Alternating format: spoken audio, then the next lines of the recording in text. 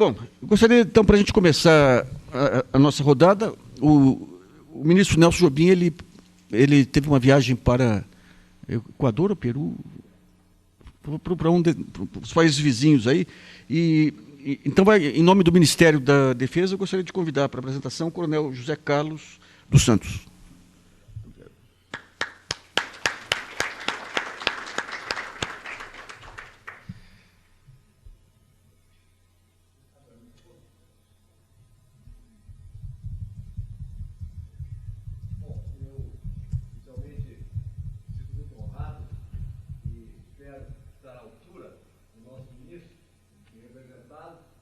Mas uma coisa que me deixa muito sensibilizado, acho que eu preciso passar o microfone. Está todo mundo me ouvindo, né? Aqui precisa para a gravação. Ah, ok. Então acho que eu tenho que me equacionar aqui com... Mas a grande importância, além do objetivo, né, do seminário, doutor Nassif, é que a defesa do país ela está sendo alvo não só dos militares, né? Nós temos visto exemplos constantes lá no nosso ministério, no seminário que nós realizamos, do quão o tema está ganhando sensibilidade nos outros segmentos da sociedade. Isso é muito importante. A defesa do país, a segurança nacional não é atributo único e exclusivo dos militares. Tá certo? Então, é a primeira grande mensagem que eu gostaria de passar. Talvez esse microfone fique melhor, né? Bom, e nós, a defesa, julgamos isso muito importante.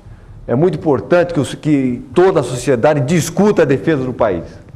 O país é continental, o país é rico, o país a cada dia nos apresenta surpresas de recursos naturais que nos deixam atônitos, e é muito importante que todos os segmentos se sensibilizem com isso e nos ajudem a programar, a prever, a equacionar a defesa dentro da estratégia da dissuasão, que é a estratégia que o Ministério da Defesa, as Forças Armadas adotam e que, sem dúvida nenhuma, para o nosso modelo de país é a que mais se adapta. Bom, feita essa introdução, eu vou procurar dar uma passagem, uma visão do nosso Ministério na área de ciência e tecnologia. Vamos procurar seguir esse roteiro. Inicialmente, falar sobre a legislação, apenas uma abordagem rápida, né, sobre a lei maior, a Constituição, que nos ampara e que nos guia. A seguir, vamos passar um pouco sobre os protagonistas, né, os atores mundiais e nacionais que estão direta ou indiretamente ligados ao desenvolvimento da ciência e tecnologia no âmbito da defesa. Vamos fazer um flash rápido sobre o que é a ciência e a tecnologia no nosso ministério, um ministério recente, um ministério jovem, um ministério que vem quebrando paradigmas, vamos dizer assim, né? E vamos ver os óbices e como contorná-los e as perspectivas.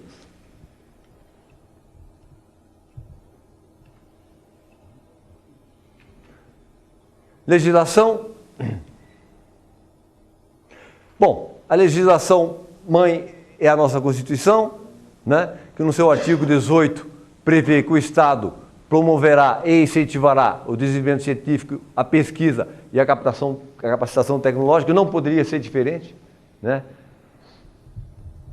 E aí decorre dela todos os parágrafos, né, alicerçando, dando embasamento a essa demanda, né? É o capítulo 4 do título 8º, acho que não tem grandes novidades, né? Mas mostrando que nós temos uma luz. Essa luz é muito importante, é a nossa Constituição. Não podemos fugir em momento algum daquilo que ela prevê, daquilo que ela prescreve. No seu artigo 219 é muito interessante, nós talvez fazermos uma relembrança, o mercado interno, olha só, o mercado interno integra o patrimônio nacional e será incentivado de modo a viabilizar o desenvolvimento cultural e socioeconômico, o bem-estar da população e a autonomia tecnológica do país nos termos de lei federal. O mercado interno integra o patrimônio nacional. Muito interessante essa ideia, né? A gente, às vezes, passa algum tempo sem ler a Constituição e esquece dessas coisas interessantes que estão lá. Bom, a nossa missão, nós temos que ter uma missão, nós temos que ter um farol. Da nossa concepção estratégica é viabilizar soluções científico-tecnológicas e inovações para a satisfação das necessidades do país atinente à defesa e ao desenvolvimento nacional. Nas necessidades do país. O Ministério da Defesa, as Forças Armadas, elas não podem deixar de ter isso em mente. São as necessidades do país, voltadas para a defesa, voltadas para a segurança, dentro da nossa estratégia da dissuasão. A estratégia da dissuasão que prega que aquele que, porventura, queira, de uma maneira ou outra, tentar quebrar a nossa soberania, tentar invadir a nossa soberania ou desestabilizar a nossa soberania, ele tem que estar ciente que isto vai custar um preço. Essa é a nossa estratégia, essa é a estratégia da dissuasão, de tal forma que ninguém, antes do país eventualmente ser incomodado, ele tem que ter essa capacidade, ele tem que passar essa mensagem. O país tem uma força de dissuasão, o país tem que ter essa força de dissuasão.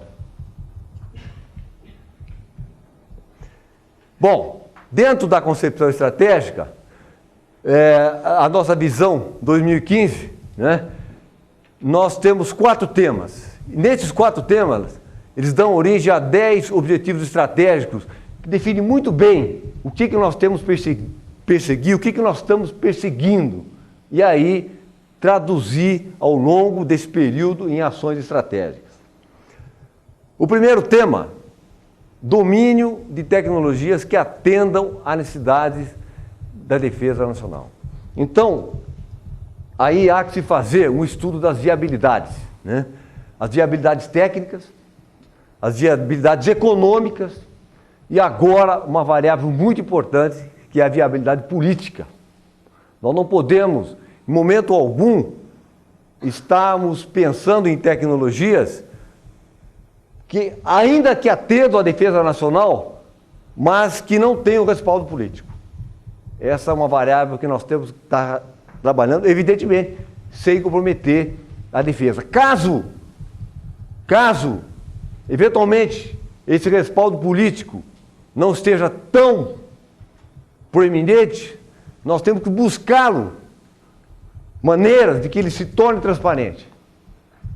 Porque, às vezes, o pessoal da defesa não é que, por força do seu trabalho, consegue vislumbrar aspectos que muitas vezes não são tão comuns, não são tão usuais no universo dos outros segmentos da sociedade que também estão preocupados com a defesa nacional, né?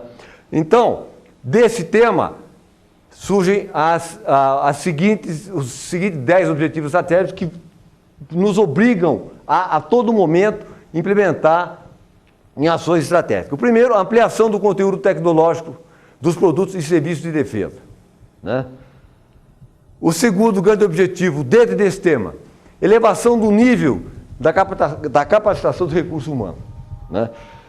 Nós tivemos na semana passada, há um mês atrás, no Estado-Maior do Exército, um seminário em que nós conseguimos congregar todos os institutos das forças e grande parte dos institutos de pesquisa do Ministério da Ciência e Tecnologia. E na hora do debate, um professor do INPE me falou uma coisa que me deixou um pouco preocupado. Não diria preocupado, mas que deve incomodar todos nós. Ele falou, olha, hoje, se o INPE receber um caminhão de dinheiro, eu não vou conseguir viabilizar os projetos que eu pretendo no tempo que eu quero, porque eu não tenho recurso humano. Eu não tenho recurso humano. Então, a variável mais importante que nós temos é o recurso humano. Não há como abrir mão do recurso humano. Nós temos que pensar em paralelo o recurso humano. E aí, junto do recurso humano, eu trago mais uma variável, que é a infraestrutura que o recurso humano demanda. Laboratórios, apoio de informática, toda aquela infraestrutura que nós precisamos ter para desenvolver aquilo que nós temos em mente, né? Eu vou falar mais um pouquinho mais sobre isso. Ainda, o próximo objetivo estratégico é o aprimoramento da infraestrutura de ciência e tecnologia e apoio a programas de interesse da defesa nacional. Nós estamos o tempo todo com isso nos incomodando. Nós temos que estar cientes a isso, nós temos que estar sensíveis a isso, a todo tipo de demanda que eventualmente nós tenhamos lá no Ministério. Nós não podemos deixar que esse foco, que a visão, né, dessas demandas, nós percamos esse foco, né? Infraestrutura de ciência e tecnologia. Laboratórios, é a estrutura de informática, dar meios para que o nosso pesquisador, dar meios para que o nosso recurso humano consiga avançar naquilo que ele pretende, né? Não é bem um país que se faz com homens e livros, como dizia o nosso Rui Barbosa, né? Mas, além disso, né, leiam-se livros aí, toda a estrutura e toda a infraestrutura que a ciência e tecnologia demanda. E todos sabem que muita dessa infraestrutura nós não temos. Muita dessa infraestrutura nós temos que buscar. E aí temos toda aquela série de dificuldades, de barreiras, que todos conhecem, acho que melhor do que eu. Mas temos que estar cientes disso e temos que buscar soluções alternativas. Bom, o segundo tema, contribuição para o fortalecimento da indústria nacional na nossa concepção estratégica, gerando os seguintes objetivos estratégicos. Criação de um ambiente favorável à inovação e à competitividade industrial. Temos que estar atento a isso, temos que buscar a todo momento isso. Implantação de mecanismos de financiamentos das atividades de ciência e tecnologia de interesse da defesa nacional. Eu vou explorar um pouquinho mais esse tema à frente, esse objetivo estratégico à frente. O terceiro tema, dentro da nossa concepção estratégica, reconhecimento institucional no Brasil e no exterior. Já vivemos essa fase, temos que resgatar. Temos um Cone Sul aí, praticamente nos impelindo a ter esse reconhecimento.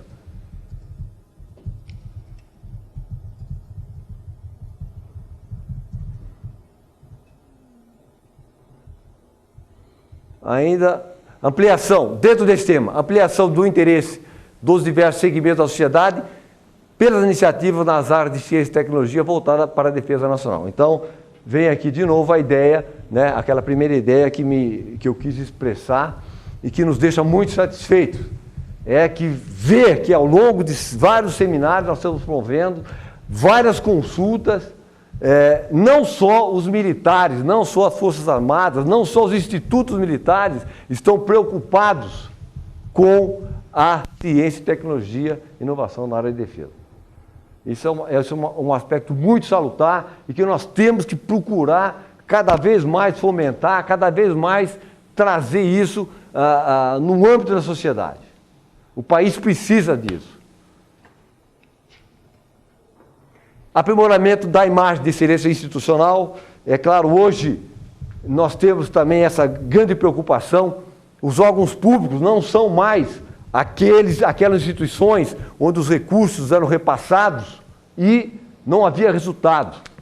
Há uma preocupação muito grande em buscar resultado, em instituir um programa de excelência de tal forma que nós não divirjamos muito de uma instituição privada.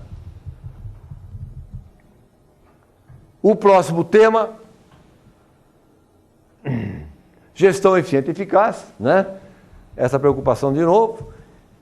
Integração das iniciativas de ciência, tecnologia e inovação de interesse da defesa nacional conduzidas nas organizações militares de pesquisa e desenvolvimento, nos institutos, nas universidades civis e na indústria. Nós temos feito isso com bastante frequência.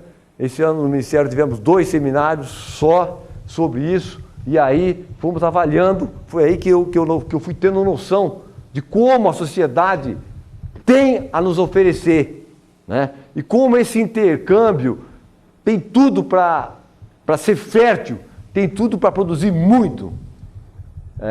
Foi-se a época em que os projetos militares eram todos reservados, O projeto, como toda a ciência e tecnologia, ela tem o seu caráter reservado, ela tem o seu caráter estratégico, mas nós temos que ter a transparência suficiente, nós temos que ter um intercâmbio suficiente de somar esforços, unir os vetores e rumar para uma direção focada dentro da nossa realidade, dentro da nossa estratégia, a estratégia da dissuasão. Isso é muito importante. Essa é um grande farol nosso lá. E ainda a implantação de sistemática que integre o planejamento estratégico, o ciclo de desenvolvimento de produtos e serviços de defesa e a avaliação de resultados. Também é um objetivo estratégico que nós perseguimos no intuito de sistematizar. Temos alguns modelos, o Ministério da Ciência e Tecnologia, por exemplo, tem nos servido de muita referência, nós temos sempre lido a documentação do Ministério para que nós consigamos montar um sistema de gerenciamento que ainda não temos, mas que nos permita, no âmbito das 3 forças e no âmbito dos institutos civis também, quanto os projetos assim o necessitarem, né, proceder essa avaliação, né, acompanhar esse desenvolvimento e estar sempre procurando o resultado, avaliando o resultado, né? Bom, como é que estão os protagonistas na área de defesa? Vamos fazer uma passagem rápida, né, do que está ocorrendo hoje no mundo, apenas em dados, alguns flashes, né? Na parte de desenvolvimento e aplicação de matéria de defesa, um panorama mundial e um panorama nacional, associado sempre, não esquecendo sempre das demandas tecnológicas do Brasil. Essa é uma realidade que nós não podemos deixar de perder, né? O que o país demanda? O que o país pode dentro da nossa estratégia de dissuasão?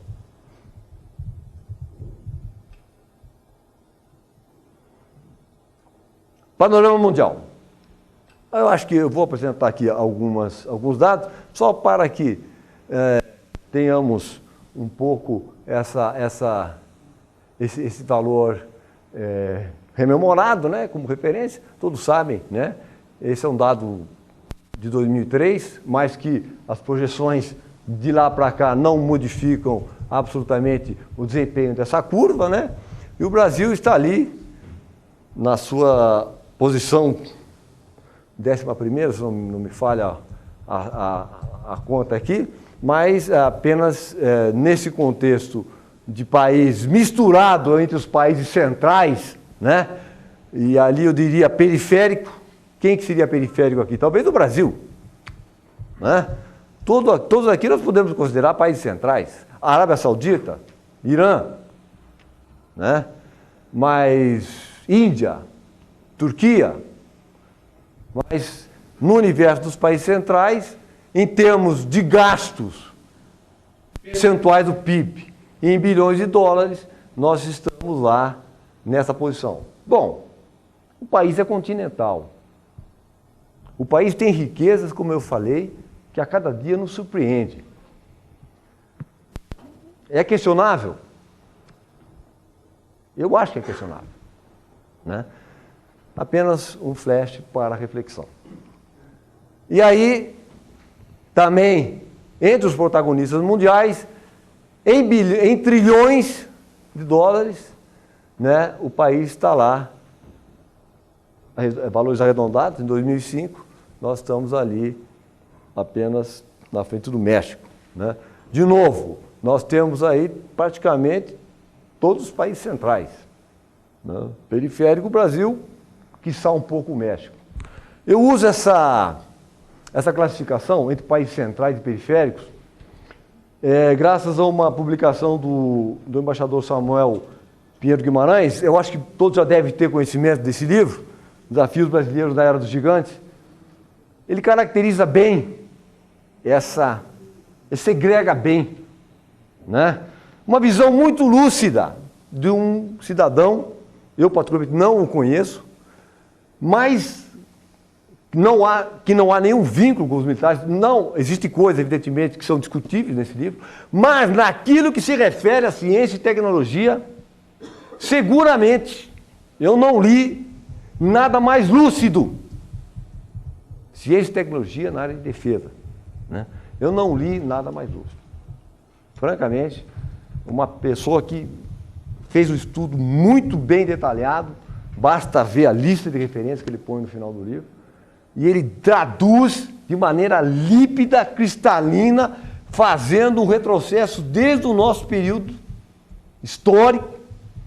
Por que nós temos essa situação, né, de estarmos sempre a reboque, de estarmos sempre tendo que buscar esse gap tecnológico que é assustador. O senhor lembrou bem, jornalista, o momento que nós vivemos. A cada dia, a cada novo artefato, a cada novo equipamento da área de informática, telefonia celular que surge, nos assusta, porque são passos que nós estamos perdendo.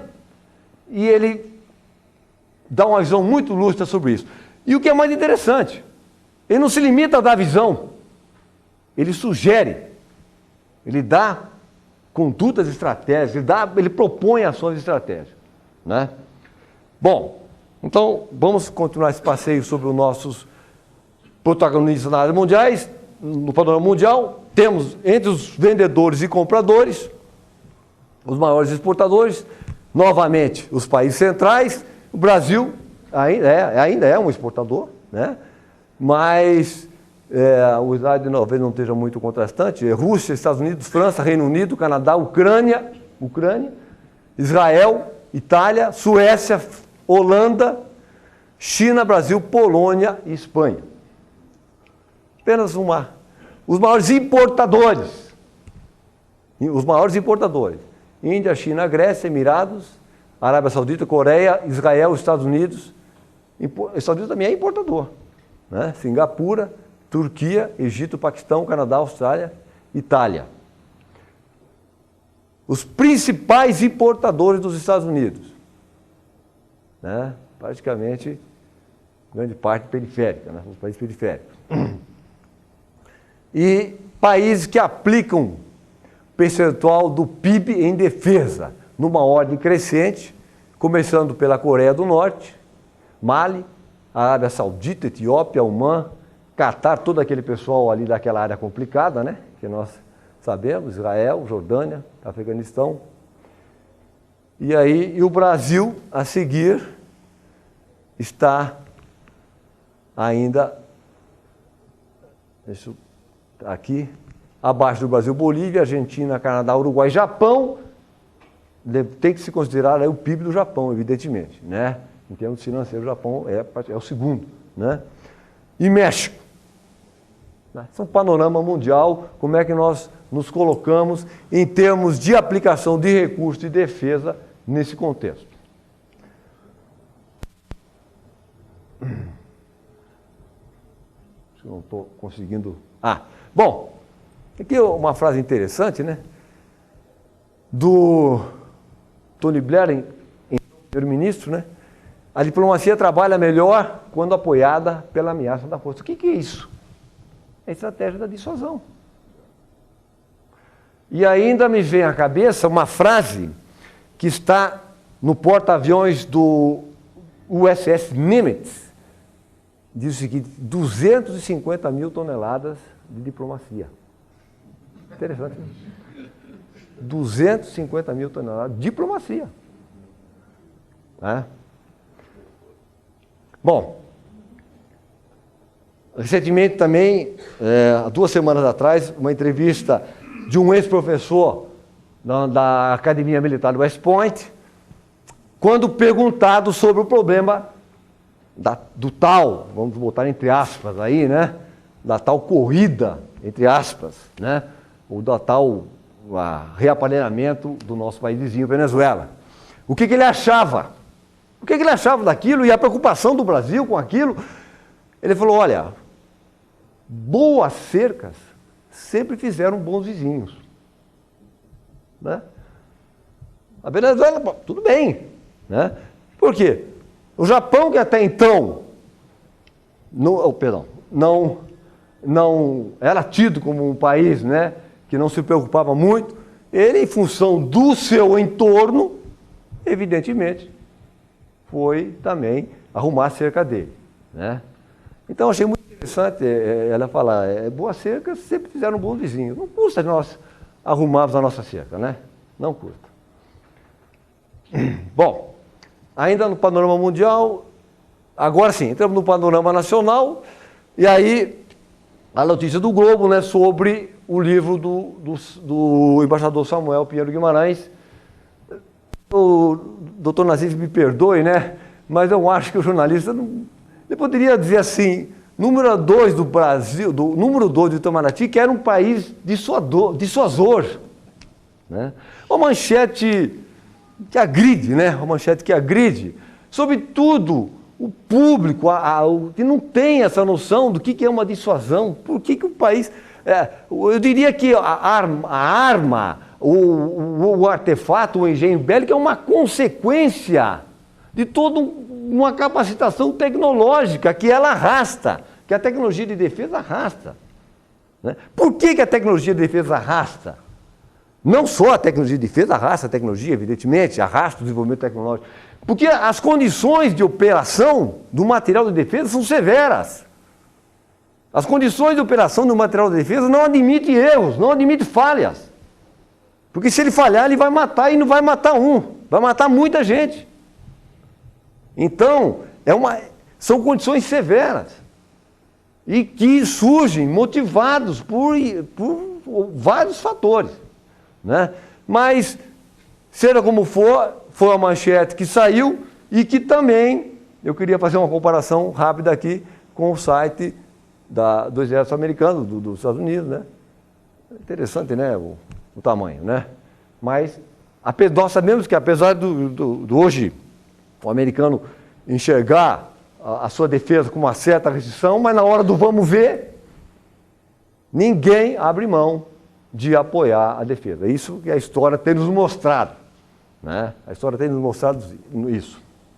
Bom, aí faltando recursos humanos. Né? Nós temos aí um grande salto de 2005 para 1980 em termos de publicação. Né? Medicina, física, química, pesquisa com animais e plantas, ciências agrícolas e defesa, nós não vemos nada. Né? Eu queria fazer uma ressalva aqui, animais e plantas, ecologia e meio ambiente. Jamais, aqui vai até um lado muito pessoal meu, nós podemos abrir mão da preocupação com o meio ambiente. Né? O país é uma riqueza incomensurável. Quem leu a publicação do Estadão, o trabalho que o Estadão fez, é incrível o que nós temos naquela Amazônia, o que nós sabemos e o que nós não sabemos que tem ali dentro. Então, o Ministério da Defesa é muito sensível e os engenhos, as tecnologias têm que levar em consideração essa variável. No ciclo de vida do material, tem que se pensar em como reutilizá-lo ou em como descartá-lo sem prejudicar o meio ambiente. O meio ambiente é uma variável, é uma riqueza que nós não podemos jamais abrir mão. Nós não sabemos o que nós temos de riqueza em meio ambiente. E essa preocupação tem que viger, essa variável não pode ser esquecida, essa variável tem que ser levada em consideração em qualquer que seja o exercício, em qualquer que seja o projeto, em qualquer que seja a atividade. No ciclo de vida do material, aquele ciclo, né, que se define como do nascimento até o seu o seu término de operação, esse item tem que ser levado em consideração. E nós fazemos, não deixamos de observar esse detalhe. Apenas também, é como que a aderência às novas tecnologias crescem, né, no mundo, né, e no caso nosso, defesa ainda nós não vemos essa curva. Esperamos futuramente termos alguma coisa também nesse sentido, em termos de produtos de defesa. Bom, parcerias, né? Eu falava, nós temos aí um Cone Sul ávido, eu não encontro outro adjetivo, um Cone Sul ávido, por que nós consigamos disponibilizar, produzir, fazer parcerias na área de defesa. Eu não diria só o Cone Sul, eu diria, por que não a América Latina, né? E o Mercosul, ele tem uma curva ainda que a gente não consegue, ou não tem aquela curva que nós desejávamos que fosse sempre crescente. Ele subiu, desceu, por motivos vários, né?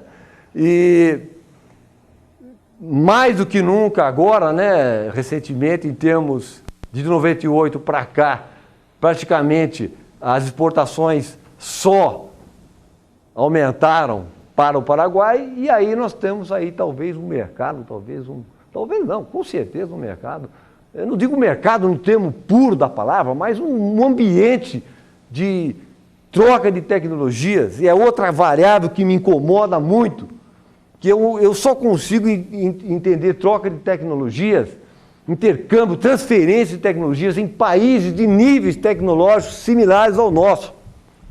Não adianta eu querer ficar, entendeu? Nós temos tendo esses vários tentativas de intercâmbios de outros países, mas não, tecnologia é uma coisa que se desenvolve. Ninguém, evidentemente, tem que ser uma coisa muito bem negociada, tem que ser uma coisa que atenda muito bem ambas as partes, para que haja uma transferência de tecnologia capaz de proporcionar um salto, capaz de diminuir esse gap gigantesco, esse gap assustador que nós estamos hoje. Isso não é fácil. Buscar esse interesse comum não é fácil. Nós temos que ter alguma moeda de troca. E eu vejo isso ainda pior à medida que o país com o qual se tenta fazer essa transferência de tecnologia, ele tem um nível muito disparado em relação ao nosso. E aí talvez nós tenhamos aí também mais um ambiente muito favorável, porque o nosso entorno, nós temos condições de chegar em pé de igualdade e talvez propor um avanço tecnológico, um desenvolvimento tecnológico que propicie diminuir um pouco esse gap e propiciar um crescimento harmônico, né? Eu acho também que ninguém questiona esse fato, né? O professor Samuel também evidencia bem isso no livro. Não dá para o país crescer sozinho, em detrimento vamos dizer assim, dos outros, do entorno da América Latina, né? A cada complicação que nós temos na América Latina preocupa a gente, porque desestabiliza, desarmoniza, desorienta. O mundo hoje quer-se em bloco. A União Europeia está aí para provar. Apesar de toda a diferença cultural, apesar de todos os ranços anteriores, eles estão conseguindo vencer. Então eu acho que esse modelo, nós não podemos fugir muito desse modelo também. Bom, é óbvio, né? É óbvio. Como eu acabei de... Desenvolvimento científico e tecnológico, material de defesa, a primeira grande variável, ele tem que ser a porta. Primeira coisa que vem na nossa cabeça, soberania. Soberania. Não dá para eu contar com um equipamento ou com equipamentos só de importado. Não dá. Eu tenho que ter a minha vida programada. Eu tenho que saber que a hora que eu preciso, eu vou ter o respaldo que eu preciso. Isso só tem aqui, né? Então, é uma coisa, isso é uma cadeia, ela vai arrastando, um produto arrasta uma série de coisas. E, na minha cabeça, não dá para se pensar em desenvolvimento científico e tecnológico, na essência, né, se não tivermos essa variável na testa sempre. É claro que nós não vamos conseguir, evidentemente, a autossuficiência em todas as áreas. Muita coisa ainda tem que ser adquirida em parcerias, muita coisa ainda tem que ser comprada, né? Alianças estratégicas, né? Alianças estratégicas com os países que nos cercam, com as instituições, com as universidades, e aí sucessivamente. Bom, no nosso ministério, como é que nós estamos? Nós temos um departamento incipiente, né, que busca trabalhar dentro daquela concepção, que a ele, agregado a ele, temos uma divisão de projetos especiais, basicamente comunicações por satélite, que tem nos ajudado muito, sobretudo nas missões de paz, né? Uma divisão de cartografia, não são coisas muito da área de ciência e tecnologia, mas que por similidade, né, por proximidade de atividade, ficou agregado ao nosso departamento. E a nossa divisão de apoio à pesquisa e desenvolvimento, que sim trabalha com ciência e tecnologia e inovação. Nós temos lá representantes de engenheiros, oficiais de engenheiros de cada força, e cada um procurando ver a demanda da sua força, procurando alinhá-la entre elas, né, de tal forma que consigamos aí o esforço mais produtivo. Então, nosso departamento compete rapidamente propor as bases para a política de ciência e tecnologia nas Forças Armadas, né, com a participação dos seus respectivos setores. Nós sempre ouvimos as forças, cada força tem o seu instituto de tecnologia, nós sempre temos que fazer esse intercâmbio. Ainda estamos longe da França, né, como Monsieur, de ter o nosso DGA, a nossa quarta força, a nossa força que só trabalha com ciência e tecnologia para as outras 3 forças, mas é um objetivo que eventualmente nós temos que perseguir. Além disso, as atividades de cartografia, né, levantamento, comunicações, propor medidas com visão ao fomento das atividades de pesquisa e desenvolvimento em áreas de interesse da defesa, também sempre sensíveis a isso. E outras atividades. O Ministério da Defesa tem assento nesses organismos, nos acordos que o país tem com controle de armas químicas, controle energia nuclear, MTCR, mísseis. Então, sempre tem um representante ali defendendo os interesses da defesa e da segurança nacional. Porque esses órgãos, às vezes, na bandeira de dotar, ou de o mundo não ter arma química, do mundo não ter um engenho de destruição em massa, ele prejudica o povo que não tem, o país que não tem, a aquisição de equipamento, que tem emprego paralelo. E nessas horas nós temos que estar atentos. Senão eles vão asfixiando. O país vai sendo asfixiado. E aí nós vamos ficando cada vez mais periféricos, né? Bom, nossa grande estratégia de ação lá é unir tudo isso. Setor produtivo, instituições militares, pesquisadores civis, meio acadêmico, tudo isso recheado com recursos de um ou de outro lado e fazer esse esforço, unir esse esforço em prol do desenvolvimento da tecnologia de defesa. Temos dois grandes programas,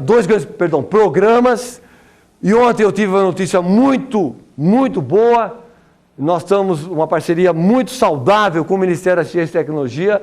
Uma das grandes metas nossas, das 3 forças, é um sistema de comando e controle, um sistema de comunicação comum, né, de tal forma que nós consigamos operar da maneira mais segura possível, falando uma linguagem única. Isso nem sempre acontece, né, porque cada força tem um equipamento.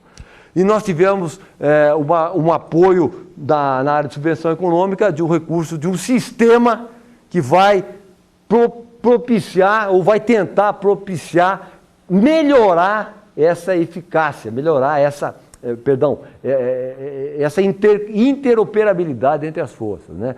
Então, um dos programas que nós temos ali como grande carro-chefe nosso. E a promoção de pesquisa e desenvolvimento científico e tecnológico é um outro programa.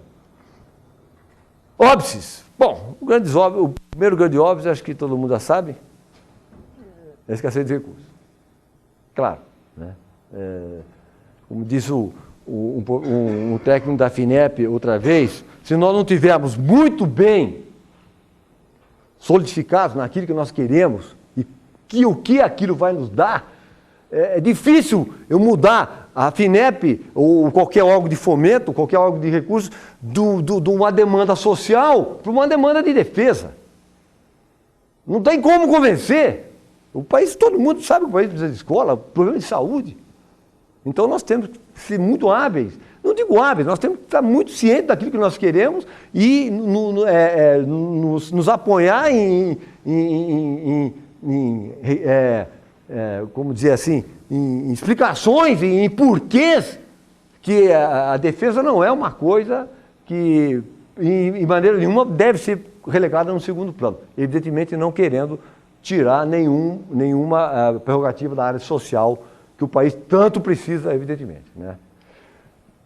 E outra grande meta nossa, ainda nós não conseguimos, é um sistema de supervisão de ciência, tecnologia e inovação de interesse da defesa, aí envolvendo todas as quatro forças, as três forças. Eu falo quatro porque eu já penso numa quarta força, que seria um grande órgão de ciência e tecnologia, unindo, onde estaria sentado numa sala, num pavilhão, eu imagino assim, os engenheiros, as competências das três forças armadas, e por que não dizer dos institutos de pesquisa civis, que estejam afins nos projetos nossos, sentados, e aí discutindo, alinhando, convergindo esforços, de tal forma que o resultado seja o mais otimizado possível dentro da nossa estratégia de dissuasão.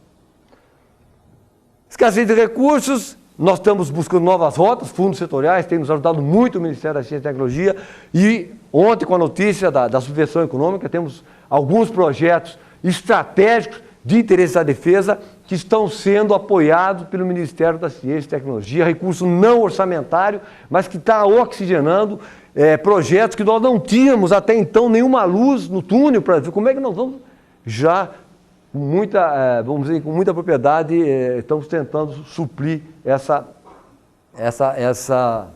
deficiência. E a supervisão, que é o grande tema, é gerenciamento, né? Esse gerenciamento ainda nós estamos buscando, no âmbito das três forças e também no âmbito dos setores civis que, porventura, estejam alinhados.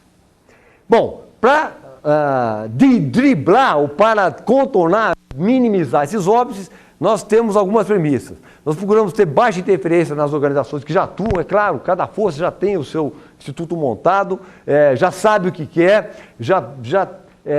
não cabe a nós ficarmos questionando, evidentemente, né? É só somar. A sua atuação descentralizada, sempre agindo eventualmente, às vezes em prol de uma força ou de outra, dentro da prioridade, orientando evidentemente, assessorando o ministro e o secretário do Ministério.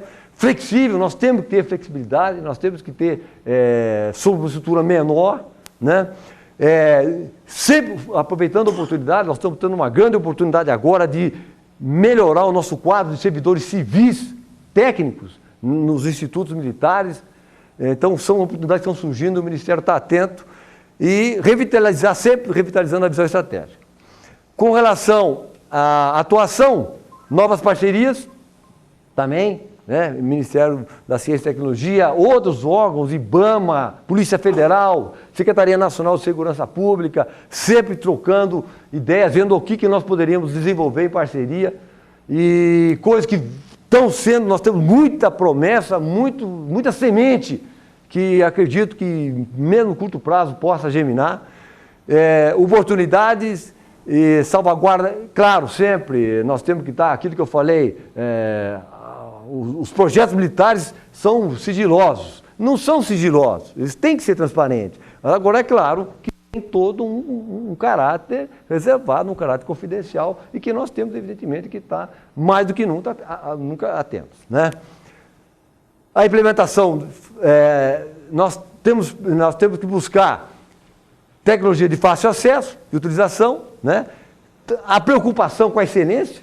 Foi-se a época que a coisa era, né, o recurso era repassado e a coisa... Não, nós temos que ter essa preocupação. Estamos, o nosso comandante da força, o antigo comandante da nossa força, era muito feliz nessa posição, ele buscou sempre isso e nós estamos sempre atentos a isso. E avaliando o desempenho, sempre buscando o resultado. Eu sei que eu estou sendo avisado lá. E o nosso grande farol aí é o sistema de informações gerenciais dos fundos setoriais que tem no Ministério da Ciência e Tecnologia. Tem isso que nos, vamos dizer assim, nos alertou e que pela proximidade da atividade nos permite ter como referência. O nosso benchmarking, né, como falam. Bom, na identificação de áreas tecnológicas, o que nós temos que buscar sempre? Alinhamento das tecnologias com a doutrina e a política de defesa. É claro, temos uma doutrina, temos uma política de defesa nacional, a última publicada em 2005, não podemos fugir disso. O interesse comum entre as 6 forças, claro, tem muita coisa que as 6 forças necessitam, que podem ser convergidas. A sinergia, né, com os demais segmentos de ciência, tecnologia e inovação. A sinergia, a melhor definição que eu encontrei de sinergia, depois de ler muito, é 2 mais 2 igual a 5. Incrível. Ele lia tantos conceitos do Peter Drucker, não sei o quê. 2 mais 2 igual a 5. Fantástico isso, né? Então isso aí balança. Para pensar um pouquinho, 2 mais 2 igual a 5. Isso é sinergia, né? Dualidade. Isso é muito importante. Né? Dualidade civil-militar. Nós não temos ainda condições de manter uma demanda, um fluxo de pedido só para as Forças Armadas, só para as Forças de Defesa. Então, nós temos que buscar na sociedade civil, na área de segurança pública, a Polícia Federal, o IBAMA e tantos outros órgãos que carecem da tecnologia, não do produto em si, mas da tecnologia, do meio que leva o produto em si. E nós estamos muito sensíveis a isso. Impacto político e social, vem aquela nosso estudo de viabilidade, né? A viabilidade não pode ser só técnica e econômica, ela tem que ter uma viabilidade política também. E se essa viabilidade política não surgir, nós temos que buscá-la. Se ela for realmente de interesse da defesa, nós temos que fazer com que ela refloresça, né? Recursos humanos, não dá para fazer nada sem recurso humano. E eu acrescento aí a infraestrutura de ciência e tecnologia. Não dá também para se pensar em desenvolvimento de ciência e tecnologia se não tivermos a infraestrutura. Laboratorial e metrológica. Nossa visão 2015, né? Eu chamo a atenção aí, dentre todos as áreas, de tecnologia e ambiental. Muito importante isso. O país é rico nisso. Nenhuma entidade no país não pode deixar de se preocupar com o meio ambiente. E a defesa acima de tudo. E por último, perspectivas. Nós temos aí a frase do nosso presidente, do lançamento do PAC, né? Eu acho que está na hora de construir o PAC das nossas Forças Armadas e o PAC da nossa defesa. Eu acho que está na hora de a gente colocar a nossa inteligência militar e civil para pensar o que nós queremos ser enquanto Forças Armadas, enquanto nação soberana nos próximos 10 ou 15 anos. Né? Lembro, a nossa estratégia é a estratégia da dissuasão. Ninguém tem ambições de conquista. Né? Busca de recursos, racionalização de esforços, a racionalização, a sinergia, que eu falei, 2 mais 2 igual a 5. Né? A visibilidade, muito importante isso. Nós temos que ser transparentes. Né? Dentro daquela ideia que antigamente tudo que se passava nos institutos militares não é segredo. Nós só perdemos com isso, essa é a verdade. Né? Cooperação, transparência, efeito multiplicador. Baseada no presente, focada no futuro. Né? Aí vem mais um outro pensamento que o Centro de Estudo Estratégico do Estado-Maior do Exército fala com muita propriedade. Nunca foi tão importante definir o futuro e nunca foi tão difícil fazê-lo. Né? Hoje, como diz o nosso amigo da DGA, no more beers, only snakes. O cenário hoje não tem mais urso. O futuro é difuso. O futuro é... E dentro dessa ideia, uma visão realista, né? Seleção de projetos estratégicos, fluxo constante. Não adianta eu querer um projeto, estão aí os nossos representantes da indústria civil, de defesa, na área civil, né? Se nós não temos condições de manter uma continuidade de aquisição, e aí entra também as nossas parcerias no nosso entorno, que eu acho muito importante. Inovadores, alianças estratégicas, vantagens competitivas, duais. Vantagens competitivas, evidentemente, né? Nós temos que ter aquele algo mais. Né? Aquele algo mais, né? Como cito só um exemplo aí do nosso radar, que está sendo desenvolvido, que tem aquele algo mais que depassa tudo que tem no mercado. Nosso, desenvolvido aqui. Né? Graças também ao apoio do Ministério da Ciência e Tecnologia e o esforço do Centro Tecnológico do Exército. A situação não é confortável. Ninguém discute. Né? Carecendo, portanto, de soluções altamente inovadoras, caso não se concretize a expectativa de aumento substancial dos recursos disponíveis. Temos muita expectativa aí para o ano que vem. Decisões, ou toma-se, ou não dá para fazer decisão. Né? Não, não dá. Ou toma, é agora. Né? O problema é que o futuro não é mais o que costumava ser. No more bears, only snakes. É preferível estar aproximadamente correto do que precisamente errado. Não dá para montar todas as variáveis, para eu definir, não dá. Hoje não dá. Eu tenho que tomar uma decisão. Né?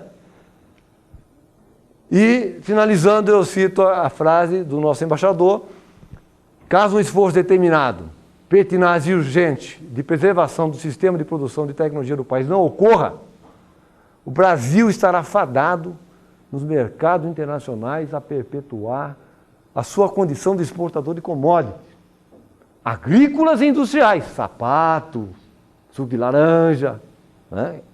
Industrial, mas é commodity. De produtos de maior e importador de produtos de maior sofisticação tecnológica, bens de capital e produtos de alta tecnologia. Acho que é uma grande verdade e nós temos que estar incomodados com isso. Nós temos que estar dormindo e acordando pensando nisso. O gap que nós vivemos é gigantesco. E o país é gigantesco. Muito obrigado.